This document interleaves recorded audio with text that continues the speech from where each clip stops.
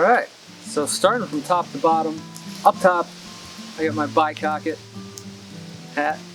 It's just made out of a disc of felt, like pretty much every hat style from the time. It just starts as a disc of felt and then you shape it into whatever happens to be popular at the time. It can be worn backwards as well. Under that, we got a hood.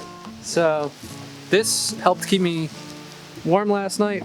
Wool lined with linen, and you can roll back the face to get a tighter fit around your head, and then you get the leer pipe, which you can use as a scarf, help tighten things up. So that's how I slept last night. That was pretty cozy up top there, like that.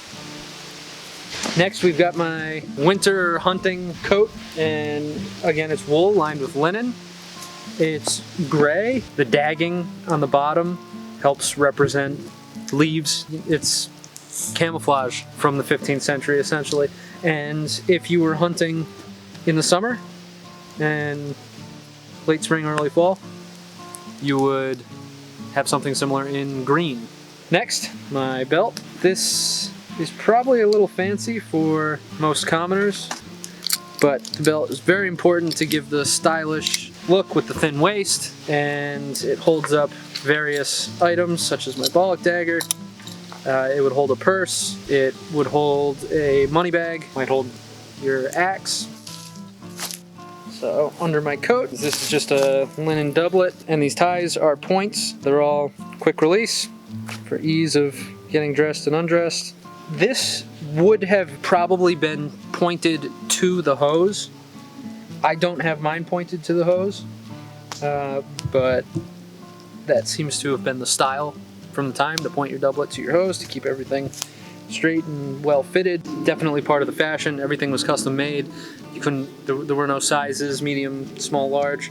Fitted at the wrists especially, most of the forearm, around the trunk of the torso. And then we got the hose. In early period, medieval, hose would have been two hoses. You pull up one leg and then the other, and then you tie them together at the top, and you might point them to your braise, which is your underwear. That's also why pants is plural, because there used to be two of them. Now, later period medieval, they start turning into one garment, but there's still a codpiece to cover up the middle and give you access for various tasks that you might need access for. Under the doublet, I'm wearing just a linen shirt, and that helps keep outer garments clean.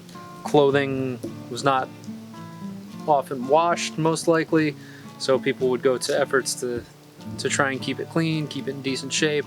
Clothing might be passed down. Secondhand shops were common, so it would be common to see peasants wearing colors that the nobility had on their garments. And then down at the bottom, we've got my shoes, and these are not strictly historical in construction, but they're close. They probably would have had a more pointy toe, although in some areas there were sumptuary laws that limited how long the toe could be, depending on your station in life. But they're fully leather, and the ties are on the outside because these might have been a military style shoe. If the ties were on the front, they would get in the way of the sabatons, the piece of armor that goes over your foot, and it would make it very uncomfortable on the top of your foot. The sabatons would be pointed to the shoe, and the laces are not on the inside because as you're walking, you would wear them out, rubbing them together.